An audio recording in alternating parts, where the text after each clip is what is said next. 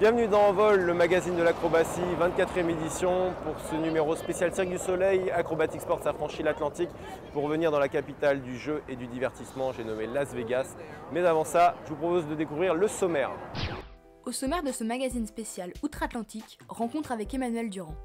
L'ancien champion français de trampoline nous reçoit dans le célèbre hôtel Bellagio pour nous présenter le spectacle O.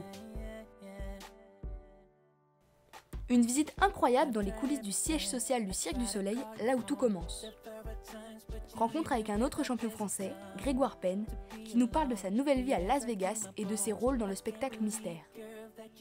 Pour finir, retour sur les championnats du monde de trampoline tumbling qui se sont déroulés à Daytona en ce début de mois de novembre. Sans plus tarder, entrons dans le vif du sujet avec notre premier rendez-vous qui nous attend de l'autre côté du Las Vegas Boulevard. Et on est peut-être déjà à la bourre. Ouais, on arrive devant le Bellagio là. Très bien, on te retrouve dans le théâtre. Allez, à tout de suite. Et oui, nous sommes devant le célèbre hôtel. Grosse ambiance, hein, bienvenue à Vegas. Voilà, le célèbre hôtel mis en avant dans Ocean's 11, 12 et 13. Et nous retrouvons notre premier rendez-vous, ancien numéro 1 mondial de trampoline. Allez, on y va.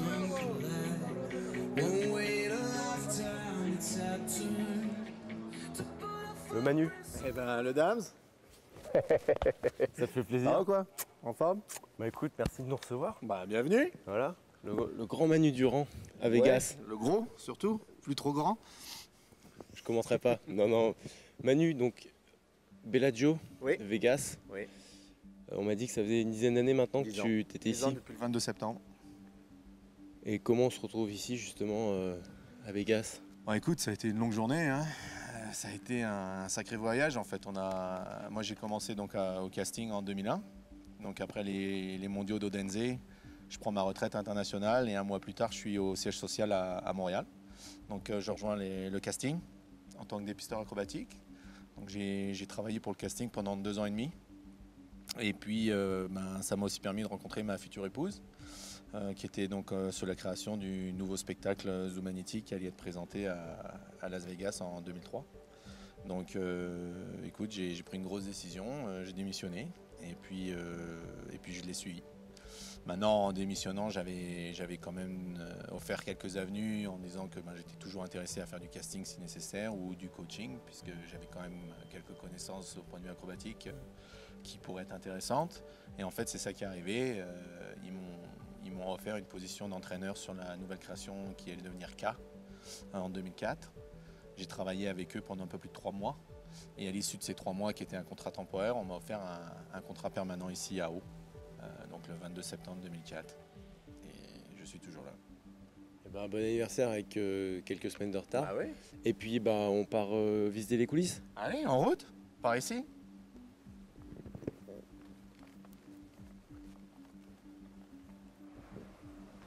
Donc voilà, backstage left. Donc je suis sûr qu'un des premiers équipements acrobatiques qui va vous intéresser est celui-ci, ma balançoire russe. Donc la balançoire russe est un art du cirque traditionnel qui est représenté très fortement à Haut, puisqu'on a une équipe de 7 plongeurs, de 3 balançoires. Donc on a une balançoire à gauche, une balançoire à droite, une balançoire au centre. Et puis on a un très très haut niveau acrobatique pendant ce numéro.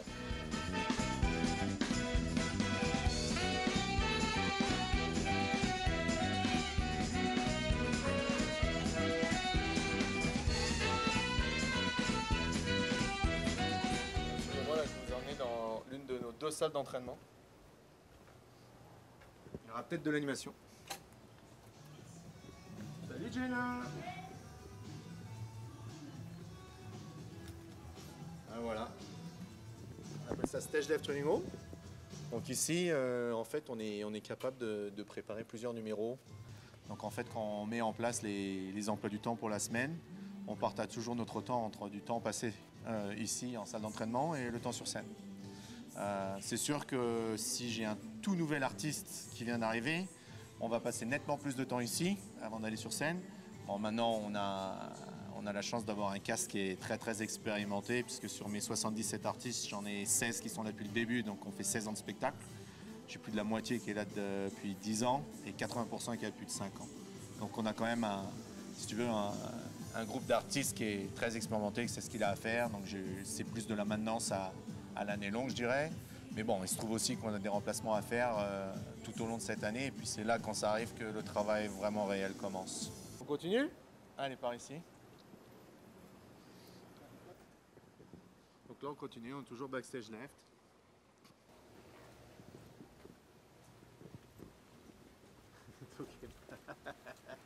Spouf. Viens avec nous, Michel, passe par ici. Voilà, très bien. Fais attention, ça descend, là, t'as une rampe. Bon, voilà. Là, vous voyez la scène de haut. C'est énorme. 1856 sièges. Donc, qu'on a eu le privilège d'avoir occupé à 96% depuis notre ouverture le 15 octobre 1998. Manu, une sacrée pièce d'eau. Oui. Tu peux nous en parler? En fait, donc là, on a un bassin qui est constitué d'à peu près 5 millions de litres d'eau. On a la possibilité, en fait, donc la grosse magie, c'est d'avoir un système d'ascenseur qu'on peut descendre et monter pendant la production. Et en fait, il y a des trous au travers, la scène, ce qui permet à l'eau de passer et d'être filtrée. Justement, comment se passe est-ce qu'il y a une adaptation ou une évolution du spectacle depuis sa création? Ou le même est joué depuis 98? Au point de vue de l'ordre des numéros, le même est joué depuis 98. Il y a eu quelques modifications, notamment au niveau des clowns, parce qu'en fait, les clowns originaux avaient leurs concepts originaux. Quand ils sont partis après 2 ans, les nouveaux clowns qui sont arrivés ont amené de nouveaux concepts. Donc je dirais, si la personne qui a vu le show original, qui regarde le show maintenant, le plus différent, ça va être le numéro de clown. Bon, et puis ensuite, je dirais, au fil des ans, c'est sûr qu'il y a des adaptations à faire. Le talent qui était là au début, sorti d'une création qui avait commencé 2 ans auparavant et des entraînements intensifs 6 mois auparavant, c'est sûr qu'ils ont bénéficié, je dirais, d'une énergie qui était différente, qui était nécessaire pour créer le spectacle. Donc le niveau était très élevé. J'ai pas envie de dire que le niveau a baissé radicalement parce qu'on a réussi à maintenir le niveau acrobatique, je dirais, d'une façon avec pas mal de succès. Si on regarde depuis 16 ans, il y a eu beaucoup d'artistes qui sont passés, qui sont partis. Donc à chaque fois un remplacement amène, ce sera jamais le même. C'est pas les mêmes gâteaux. Donc en fait, on s'arrange avec le talent qui arrive, on adapte un peu soit les numéros par rapport à ce qu'ils font. Et des fois, ça peut être mieux aussi. On a eu des très belles surprises, il y a eu des très belles évolutions, où des fois, on regarde un peu au plus bas, on essaie d'ajuster pour revenir plus ou moins au niveau après, à moyen terme ou à long terme, en développant les éléments par exemple dans la salle d'entraînement. Donc non, globalement, le spectacle est resté en grande forme. Et de l'autre côté, je fais quoi?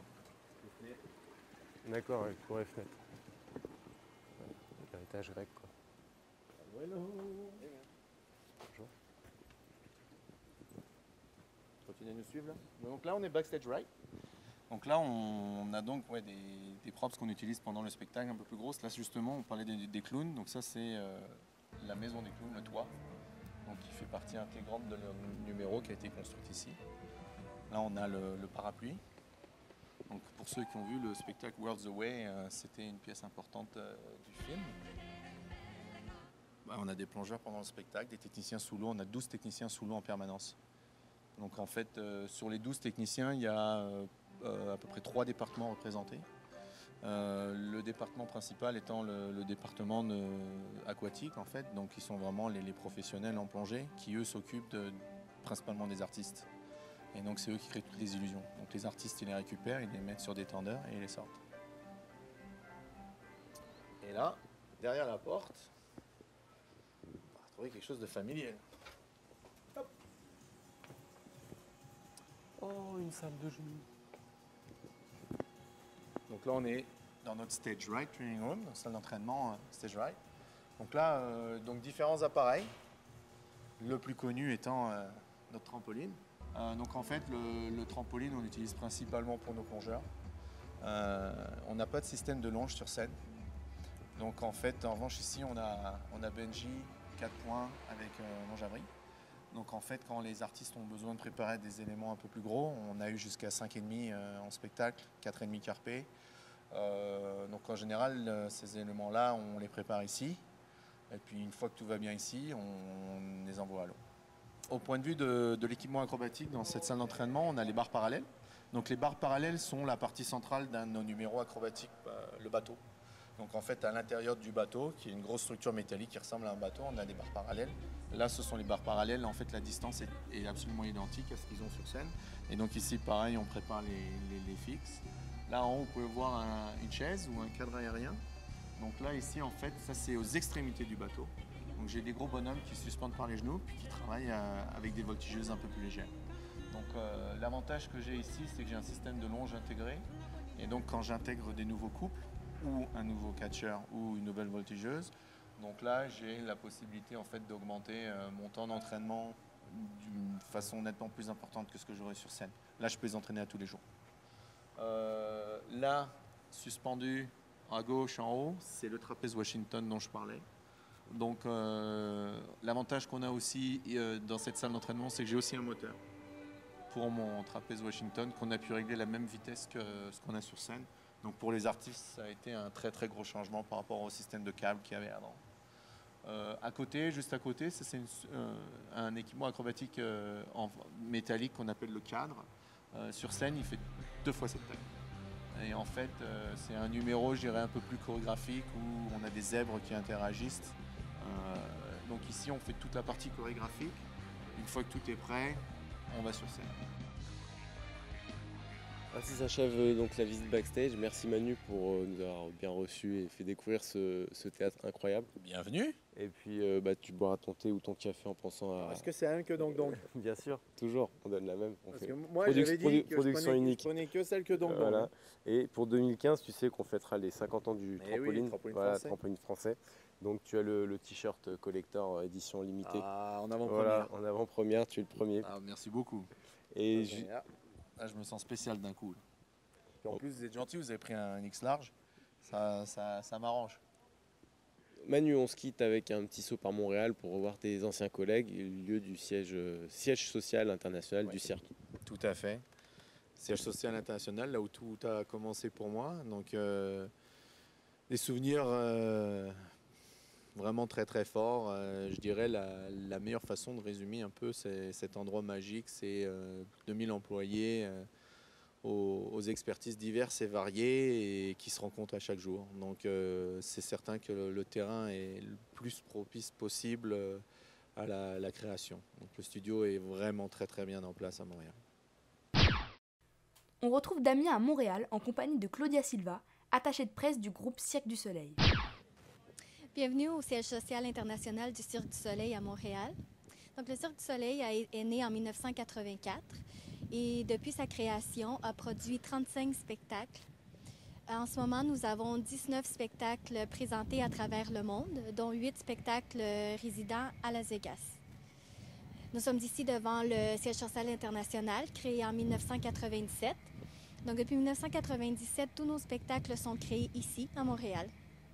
Donc, le Cirque du Soleil compte 4000 employés en tout, dont 1300 artistes et près de 1500 employés ici au siège social international. Donc, parmi nos 4000 employés, nous comptons 100 occupations différentes, ainsi que 300 artisans travaillant ici de Montréal au siège social. Donc, je vous invite à me suivre et visiter avec moi nos studios d'entraînement et ateliers de costumes. La troupe d'artistes que vous voyez là sont des artistes qui s'entraînent en ce moment pour aller remplacer une troupe sur Varekai pour le numéro de balançoire russe. Donc, la majorité des artistes qui se joignent au Cirque du Soleil doivent passer quelques temps ici en formation avant de rejoindre le spectacle dans lequel ils travailleront.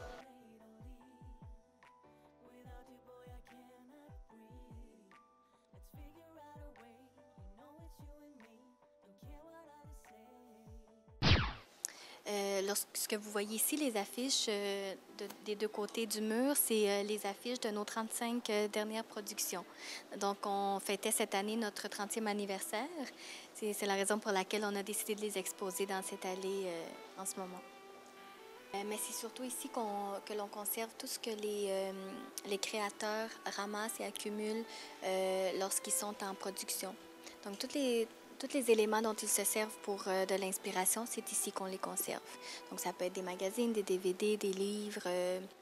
ces collections-là sont conservées ici.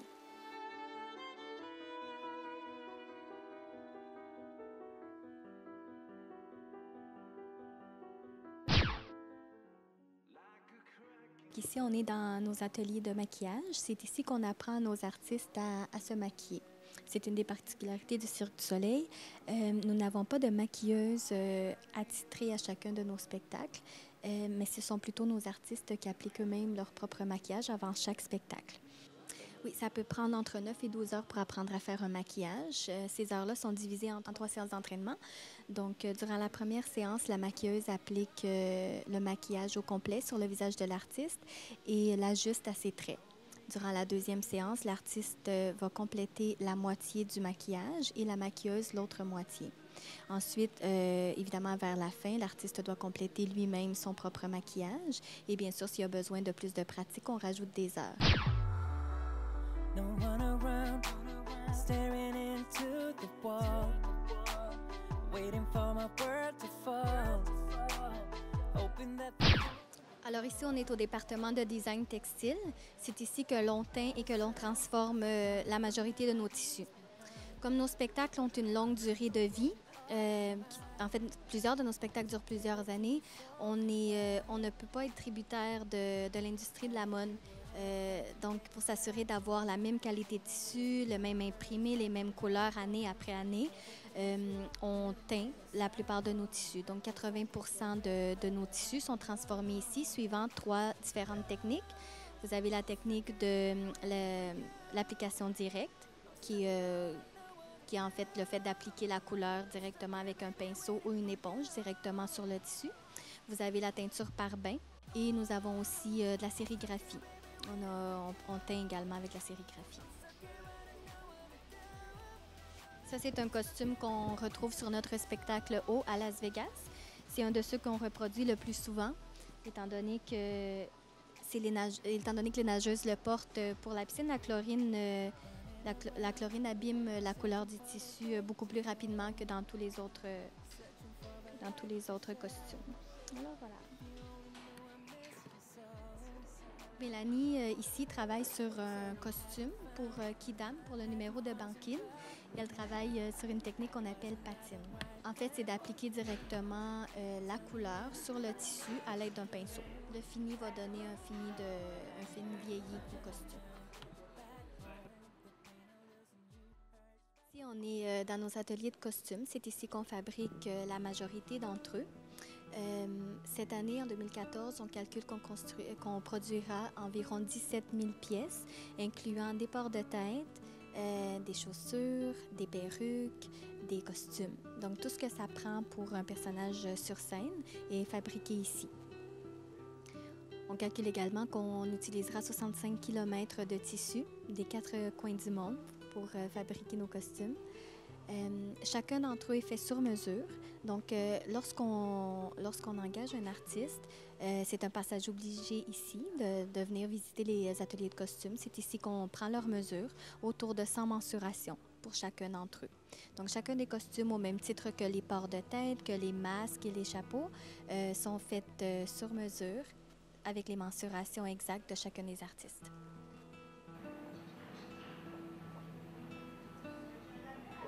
Combien de corps de métier ici, Claudia?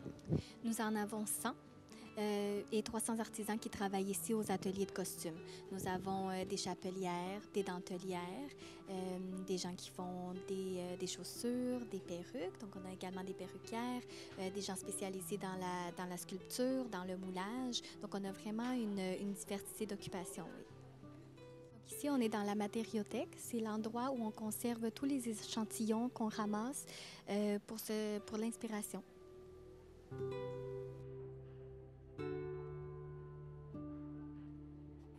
C'est ici que l'on fabrique tous nos ports de tête, les perruques ainsi que les chapeaux.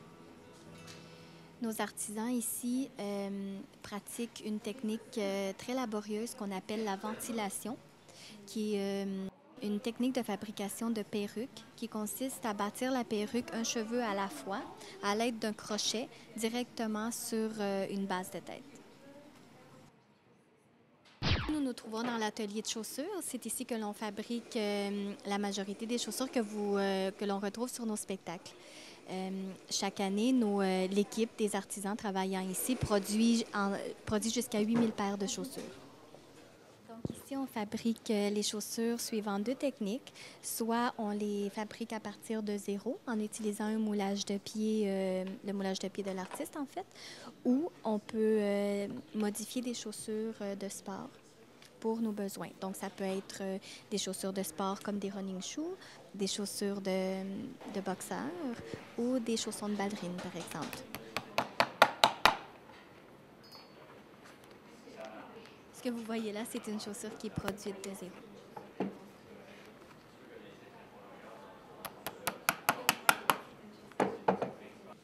Alors, de la même façon dont on teint et transforme nos tissus, on le fait également avec les cuirs qu'on utilise pour faire nos chaussures. Nous les teignons et les transformons suivant nos besoins.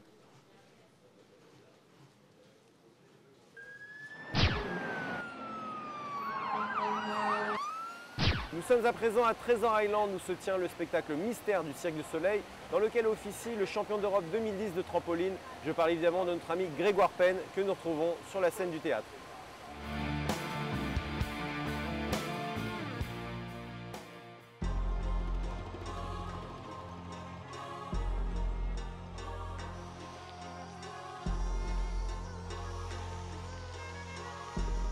Grégoire, bonjour.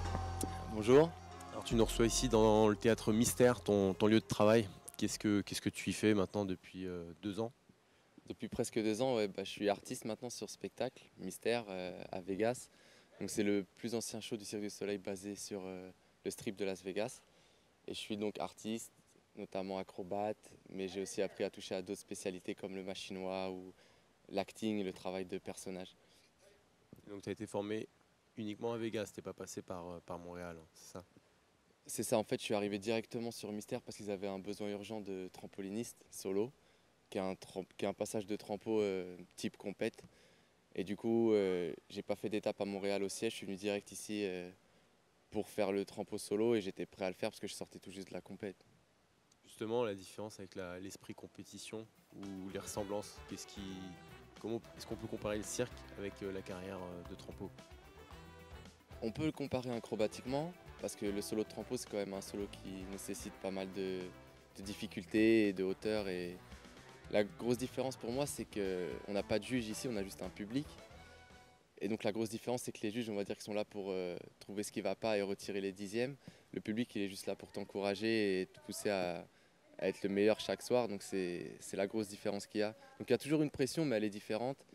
Et ils pardonnent beaucoup plus facilement la faute au cirque qu'en compète. Une journée type de Grégoire Penn à Vegas? Une journée type, un réveil très tôt vers 11h30 du matin, tous les jours. C'est le très bon côté de ma nouvelle vie. Ensuite, c'est généralement un entraînement qui débute vers 4h, 4h30. Donc soit sur scène pour du trampo, soit les autres spécialités qui sont la planche, le teeterboard, ou le machinois ou l'aérien qu'on peut faire dans le show. Et ensuite, on a 1 heure avant le spectacle. On a 2 spectacles par soir, un à 19h, un à 21h30.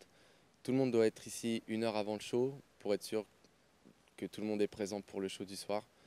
Et ensuite, maquillage pendant 35-40 minutes et puis après, go sur scène. On croit savoir que tu as été élu capitaine par tes collègues. Peux-tu nous en parler?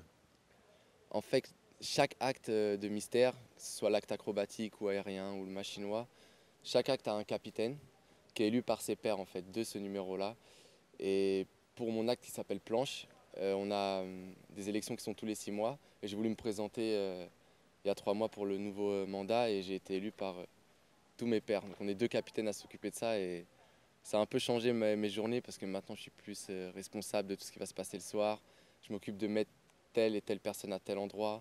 Je m'occupe de gérer les problèmes ou les bonnes choses avec les bureaux. Donc super intéressant et beaucoup de responsabilités. Justement, en matière de diversification, tu as un petit peu touché à la mise en scène, c'est ça? Oui, c'est ça. Il y a un événement qui s'appelle le Chorégrapheur Showcase, qui est tous les ans.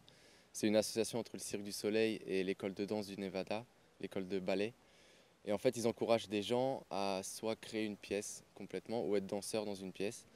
Donc c'est 2 shows par an seulement. Et j'ai été danseur l'année dernière et cette année j'avais envie de tenter ma chance en tant que chorégraphe. Et c'était juste la semaine dernière, donc ça s'est super bien passé, j'ai eu de très bons retours. Et ça me permet de sortir de la routine qui peut s'installer assez vite en faisant 10 shows par semaine à Mystère. Ça me permet de garder cette danse que j'ai toujours aimée depuis très longtemps et de toucher à chorégraphier des pièces. Donc j'avais des danseurs sous mes ordres, entre guillemets, et c'était très très intéressant et tout s'est bien passé. Justement, en parlant de danse, que devient ton groupe dans lequel tu évoluais avant de venir ici? Ego Trip, Ego Trip, mon groupe, ma famille, toujours vivant. Bon, maintenant on est un peu éparpillé partout dans le monde, c'est vrai, entre la Suisse, Paris, les États-Unis. Donc ça rend les projets en commun un peu difficiles, évidemment. Mais plus qu'une histoire de danse, on était vraiment une famille aussi au départ, donc on a toujours les mêmes relations. Et tout se passe très bien, on se donne des nouvelles et chacun a pris sa route, mais on ne sait pas où elle nous mènera en fait. Peut-être qu'on se réunira bientôt. Merci Grégoire. Merci. Grégos, merci pour tout ce beau petit séjour à Vegas. Et puis voilà, 50 ans de trampo. Aïe aïe aïe. 50 balais. Merci à vous d'être passés, ça fait plaisir les garçons. De même.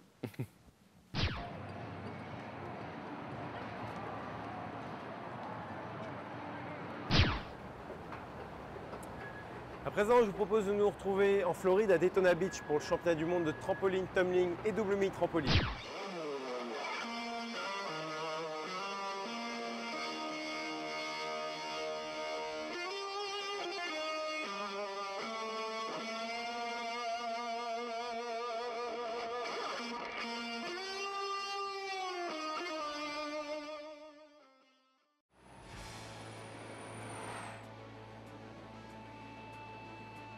Cette année, c'est sous le soleil radieux de Daytona Beach en Floride que se sont déroulés les 30e championnats du monde de trampoline, tumbling et double mini trampoline du 7 au 9 novembre.